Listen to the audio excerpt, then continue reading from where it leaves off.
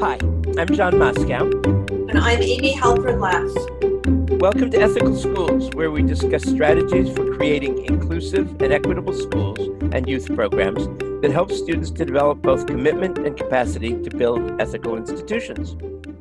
Our guest today is Melissa Rivers. A native of North Dakota, Melissa has been a rural Alaskan educator for 13 years, 8 as a high school science teacher and 5 as principal of the Scammon Bay School in the lower Yukon school district. Scammon Bay School goes from pre-K through 12th grade and serves just under 250 children, or about half the city's population. Welcome, Melissa. Thank you for having me. Would you tell us a bit about Scammon Bay, its geography, and the people who live there? Surely. Scammon Bay is made up of 99% Yupik Eskimos, which are Alaska Native people. It is located on the west coast of Alaska, about 700 air miles from Anchorage, almost directly on the same latitude as Anchorage. We're 1 river mile from the Bering Sea in a little river, and so we have some pretty gnarly weather that comes through here, as you can imagine, being on the Bering Sea coast. We are built on the north side of the Uskinuk Mountains. It's a volcanic ridge that's probably 20 to 25 miles long, and it is beautiful here. It's mostly tundra. And you've mentioned when we talked before that basically it's a subsistence economy. Can you talk some about, how people make their living and what the town is like?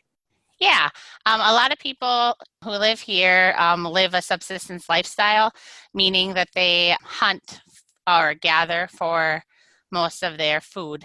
And so that could be anything from salmon in the summertime and halibut and berries in the summertime to moose and seals in the fall. And then they set nets under the ice in the wintertime for whitefish and other types of fish, hunting fox for making clothing, and then also seal hunting again in the spring. And it's just kind of this big circle of subsistence. And so people here don't buy a whole lot of food from the stores, and they rely mostly on the wildlife and the land to provide them with their food. It's really interesting. We looked at the district website, and a few of the principles that frame education as the responsibility of the whole community really impressed us. These were: the community educates the whole child, decision-making is a shared responsibility, and the people, groups, organizations, and agencies that comprise our community have a responsibility to the education of our children. That sounds very progressive to us. Yeah, I think that, oftentimes, especially in these smaller communities, the school is kind of just a natural gathering place for people. And so it's everybody's responsibility to grow the whole child, and that begins at home with the parents being the first teachers. And then it's our job as the educators at the school to kind of take what the community wants, what the community values, and the cultural values to instill in the students what they want to see when they leave school. What are some of the ways that these principles sort of get carried out in practice? I mean, how do they get interpreted on a day-to-day basis? Yeah, so actually last night we just had our first community CRESL meeting, and CRESL stands for Culturally Responsive, Embedded Social and Emotional Learning. And so we just had our first community meeting, and we really got a chance to get ideas from the community of what they want to see being done here in the school or taught up here in the school. And the one thing that came up a lot was the word yuyohak, and that just kind of means way of life. It's a Yupik word, and it means the way of life. So, how people interact with each other, how they handle grief, how they share their food, how they share, if one family is struggling with food, another family who was blessed and bountiful in their food, how they share that. And so that was brought up a lot. We're in the very, very, very early planning stages of this because we just had the first ever community meeting of that. So we're excited to see where that goes and to just see what the community wants us to be doing here at the school. Has the community been doing some of these things sort of just on a day-to-day basis, even before it's become formalized as a project? I mean, this was your first meeting, but what's sort of the basis that you're resting it on? Yeah, our community and our parents have taken an active role in making sure that their children are educated wholly, not just educationally, but spiritually, emotionally. And so our teachers try the best that they can, and we have about 50% of our teaching population is local teachers from Scammon Bay who were raised here, went to school here, went to college to get their teaching degree and came back. Roughly about 50%, maybe 40%.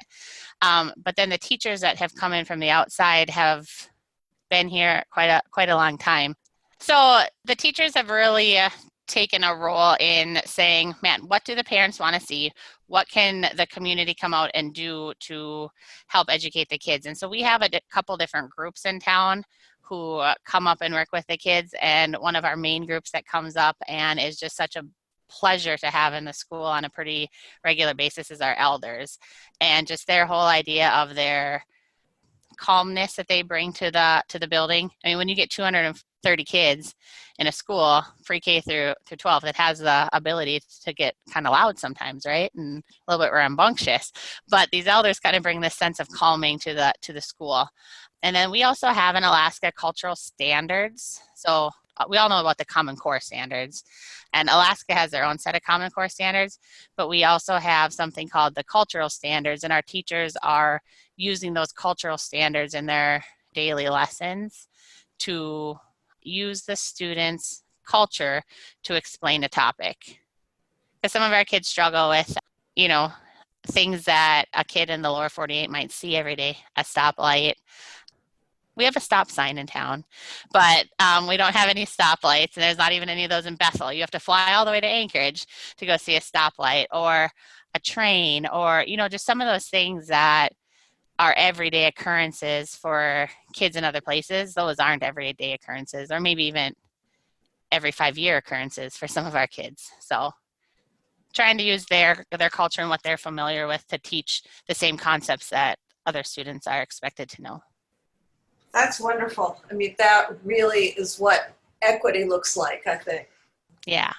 So for the last 17 years, the Alaska Humanities Forum has run cross-cultural exchanges. Their sister school program operates throughout the school year, matching a teacher and 5 students from a rural system community and a teacher and 5 students from urban Alaska. And these teams seem to work through a curriculum on cross-cultural understanding and then take turns visiting and hosting each other. You recently had a group of students from Anchorage visit Scammon Bay, which is how we found out about you. We read an article about the visit. And in past years, students from Scammon Bay have visited Anchorage. Would you tell us about that? Yeah, the sister school exchange for last year was our 4th year in the program. And so we have only kept it with middle school students so far. We haven't brought it up to our high school students.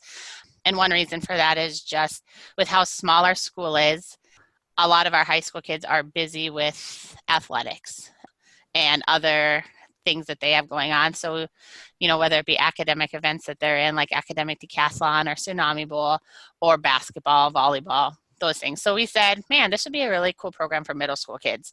And so we've kept it at our middle school, and they've actually attended Juneau. We've switched with Juneau. We've never switched with Anchorage until last year. And so when our kids had the chance to go to Juneau, they got to go on a ferry. They got to go to a movie. They got to go out camping on this island. My teacher who went, she's like, I have to go stay on an island, and I think I have a tent. I don't know. So that was kind of interesting for her. So the kids are just doing things that city kids, I mean, a lot of people wouldn't consider Juneau a big city, but it's very more urban than Scammon Bay, much more urban than Scammon Bay. And so our kids have gotten to go do those experiences. Now, last year, we didn't get to do the exchange part. So we got to host kids here, but we didn't get to go to Anchorage. And that was just due to our students not getting through the required curriculum. The SSE program does require a curriculum, and I'm sure, I haven't ever seen the curriculum, but I'm sure it's, what's the differences and similarities between rural places and urban places, and just really making students aware in Alaska that there's this whole other world that exists beyond the rural setting if you live in Scammon Bay. And then if you're in Anchorage, there's this whole other world that the kids don't even realize exists in rural Alaska. So what did the kids talk about? What did they want to know about one another's lives? Oh man, just the same things that all kids wanted to know. What's your favorite music? Or what do you like to do on the weekends? Who's your favorite singer? It was interesting to me because the students from Anchorage and the students from Scammon Bay dressed the same. They wore kids nowadays like to wear the jogger style pants, that are tighter at the bottom. And they have similar haircuts. Just talked about everyday teenage things like, what's your Instagram chat name? What's your name on Facebook? Those kind of things that teenagers talk about. So beyond that, and it's fascinating that that's exactly what happened put together, is beyond that, what, if any, lasting impact have these exchanges had in the past? Do you have a sense of how the visits either from Juneau or, Anchorage, or to Juneau or Anchorage, change how your students see their options or see the world, the place in the world? Yeah, I think that the kids that have had a chance to go to Juneau, they're probably juniors now. So they would have been like 8th graders when they went, and so they're juniors. They still talk about that trip, and they still talk about how fun it was to ride on the ferry and how scary crossing some of the roads were because of the cars, and I think that those trips make or allow our students the chance to say, man, I could live here. Like, I could leave Scammon Bay if I wanted to, and I could go to college and I could get a job in Juneau. Our kids really enjoyed their time, and I think that it makes, when they go off to college or when they go off to training, not so scary, because they've done it once or twice and they've seen what it's like. Going to college, even if you're from the lower 48 or if you're from Anchorage, going to college is scary. You've always had your mom and dad there to fix things, right? When they go wrong. Like, oh man, I got a speeding ticket, or I need to go to the doctor, or I need somebody to buy my books. Like, mom and dad are always there. Well, for our kids, if they have not even experienced going to the city, it's going to be really scary. Never stepping foot into a bank, and the first thing that they have to do is go get a bank card. That's scary. And so the kids that have gotten to do this exchange, I think that it's been really impactful for them. And then the kids that come out from Anchorage, man, some of the things that they said when they left here they were like, I didn't know that the kids in rural Alaska were just like us. They're just kids. They're kids that like to play basketball and listen to music. And a lot of the kids from Anchorage, and we actually hosted one of the boys. He stayed in our home with us. I have a 16-year-old boy, and he was a 16-year-old boy, so it just, worked out. He said he felt such a sense of family being here. He said, when I'm in the city, we're so busy. We have basketball practices every night, or we have play practices, or my brother has saxophone lessons, or we have choir practices, and all the driving back and forth. In Scammon Bay, he just felt a really sense of family and community and how important that is to the culture here. When we were talking before the show, you mentioned that many of your students learn through being artistic, through creating things. How does that learning style fit with the standardized tests that the students have to pass? How do you adapt your teaching to fit the students' learning style and at the same time prepare them for the tests? Yeah. Oh, those standardized tests. The standardized tests that we take is called the one here in Alaska is called the PEAKS. And it's a standardized test. It's not written for rural Alaska students. And so, the teachers know what kind of standards they need to be focusing on to teach those skills, I guess, that they need to master the test. And so they're adapting the ways that they're teaching. Our kids are very artistic. They like to do hands-on stuff. And so anything that they can do, even if it's taking two pieces of paper and having them match them, just the fact that they're moving two pieces of paper together, that's a hands-on activity. But the more that our kids can do with coloring and drawing and creating and making and using their hands to sew something, the better. Those standardized tests are a struggle. I'm not gonna lie, they are a struggle. Our kids struggle to sit down and take a standardized test because it's looking at a computer and it's a lot of reading, looking at a computer and picking up the best answer. That's not the way that a lot of our kids learn the best. So, is that tendency to learn through creating part of the Yupik culture? It is. There's a program, and I don't know if you guys have ever heard of it. It's called Village Math and Science. It's through the Alaska Native Knowledge Network, and so you can look them up on the internet. But there's this whole entire series called Village Math and Science, and it talks about the traditional ways of doing math, where the older people, the older generation, would use different measurements on their body as measuring tools. And so like if you were to make a shirt, they call them cuss books here. It's these almost like a smock. The women wouldn't measure with a measuring tape like I would. I'd want to know, okay, I need to cut this to 42 inches. They would put from their elbow to the tip of their fingers and say, okay, you need 1.5 arm lengths to measure. And I just think that is ingrained and taught to our students from a pretty young age of using what they have right at their hands to create something and not needing to rely on Western technology. So I'm really fascinated by the task that your teachers and the parents have in terms of, as going back, what you just mentioned, but also when you mentioned that you don't have a stoplight, for example, or you don't have intersections with hundreds of cars stopping and doing all these different things.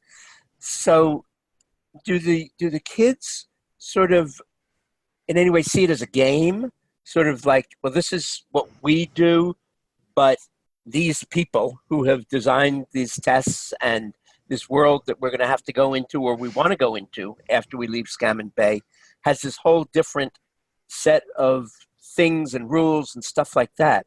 What's your sense of how the kids integrate these two different worlds? Yeah, it is two different worlds. And I think that a lot of our parents and the students understand that not to be a successful person by any means, but if they want to leave Scammon Bay and go to college, they're going to have to be able to keep up with the curriculum, that the college has. And they're going to have to learn how to do some of the things that kids at their age of 18 who live in Anchorage already know how to do. And so we make all of our seniors, we have a class called Senior Capstone. And this is a big focus and a kind of a push for us in our school, not in the district, but in our school. And so all of our students leave Scammon Bay with a plan, kind of like a portfolio of, okay, I've applied to these colleges and I've got these letters of recommendation and I have these scholarships set up and here's my resume and here's my budget. Like this is where I want to work. This is how much I'm going to make a month, and this is how much my rent's going to be. And so we have them leave here with a plan. Follow through with that plan in August when the time comes to actually go to college. That doesn't always happen, but in May when they graduate from here, they have a plan.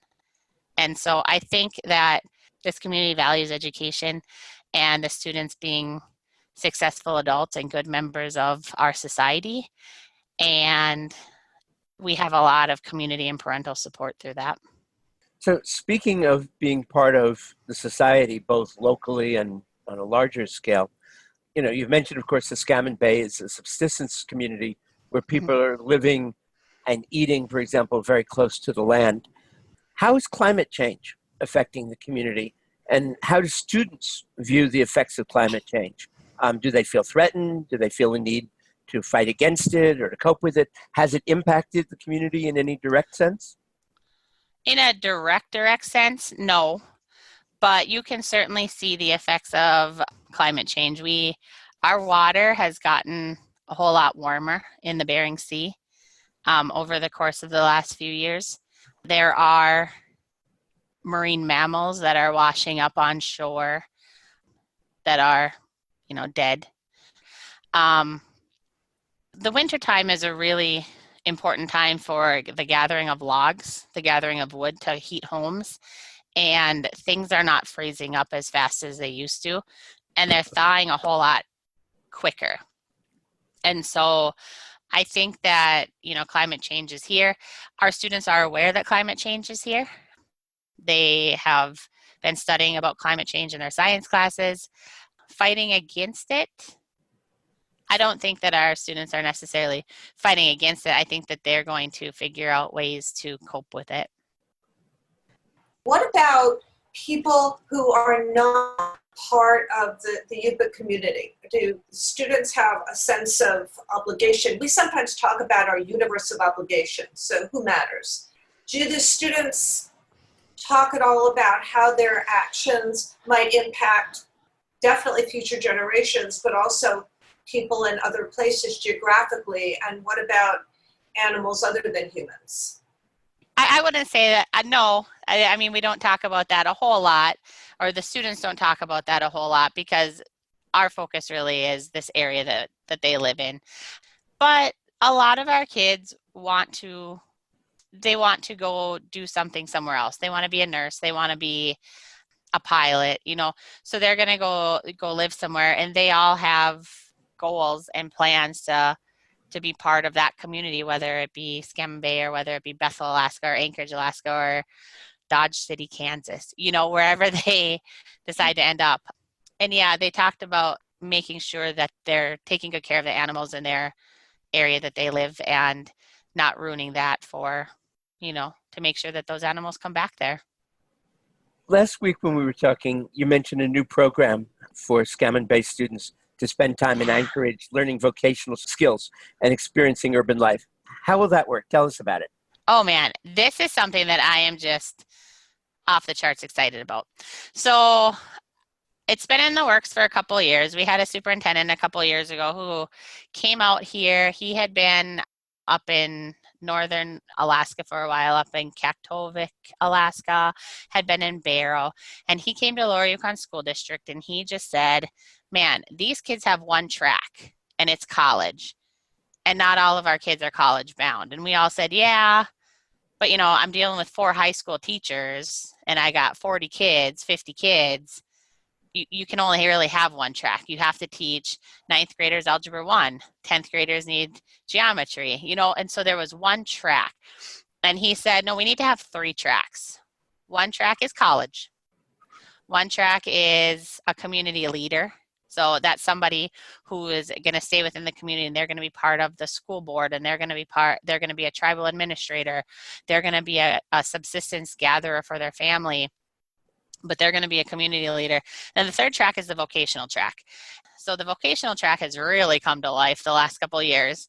And our school district purchased a hotel in Anchorage and partnered up with Anchorage School District. And Anchorage School District has agreed to have a afternoon session for Lower Yukon School District kids and Anchorage School District kids. So it's not just going to be our students in this afternoon session. Our kids are going to be able to interact with kids from Anchorage. And they're going to offer to them about 12 to 15 different vocational choices.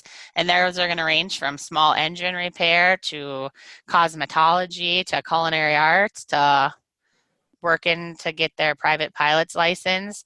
And our kids will go in for 9 weeks at a time. They will do their Scammon Bay classes, distance ed, or through the computer. So the morning will be set up, or they'll do their classes through distance ed or through the computer. And then in the afternoon, they have an advisory time. So they'll be working on some of the soft skills of having a job that some of our students lack, and a good time to teach them. And then they will have their vocational skill for 4 hours in the afternoon. And so they still get to be LISD students. We don't have to have kids go off to boarding schools anymore to go and have these awesome experiences. They get to stay at home. They get to be Scammon Bay students, and yet we get to offer them some vocational training with some of the best trained professionals in Alaska. So you mentioned boarding schools, and I know you'd mentioned that in the past there was a history of Yupik children being forced to go to boarding schools to separate themselves from their culture, but that students have continued in some numbers to go to boarding schools just because of the opportunities they have, and that this is now an opportunity where they'll be able to remain more part of the community, and also that the tax base will remain for the community. Can you talk a little bit about sort of the role of boarding schools, both for the students of this generation, but also for their parents or grandparents? Yeah, I guess I start with the grandparents, because that's really where the forcing children out of the homes to go to boarding schools began. So up until about 40 years ago, if the children of Scammon Bay wanted to go past 8th grade, they needed to go to boarding schools to go to school, because our school ended at 8th grade. Our school ended here in Scammon Bay at 8th grade, and so they would go off to these boarding schools. And as a 13 or 14-year-old, that probably 40 years ago certainly didn't travel as much as kids do today. You're being taken away from your parents and your family that you've been so accustomed to being around, and this is such a culture of family and community. And so the whole idea of boarding schools really has a sour taste in a lot of people's mouths about, what their role played in the community or with, in the school.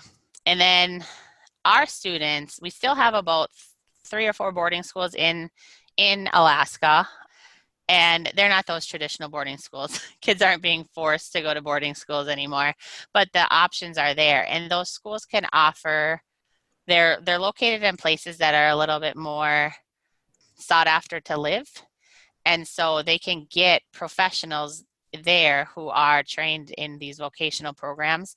And so the kids go there because they're like, well, I know that when I'm done with high school, I want to be there's no classes at Scammon Bay School that I can take to become a hair cutter, so I'm going to go to Nanana or Galena where they're teaching hair cutting skills, and man, I'm going to be the best hair cutter in Alaska. That's no longer the case. And so the district wanted to bring this opportunity back to our kids, that they're leaving, but they're only leaving for 9 weeks at a time. And they can go multiple times throughout the year. They're going to have that opportunity to go multiple times if, they really liked it. And the tax base, like you said, the money gets to stay with Lower Yukon School District, so we can continue to grow some of the programs that we're growing right here in Lower Yukon. Sounds like a game changer for those kids. I sure hope so. I am so excited about this program. We're going to be starting at second quarter of this year, and so that's coming up here in October, and I'm hoping to have a lot of kids go or want to go. Great. You mentioned that about half your teachers are from Scammon Bay, or maybe slightly fewer than half.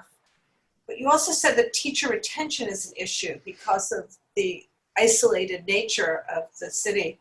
Are there steps that would make it easier to attract and retain teachers?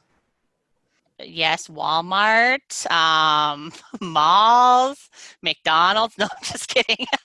A lot of times the teachers that come really do feel isolated. They're just missing their families. They're used to being in a place where they can get in their car and drive if they wanted to. And we don't have cars here. We don't have roads.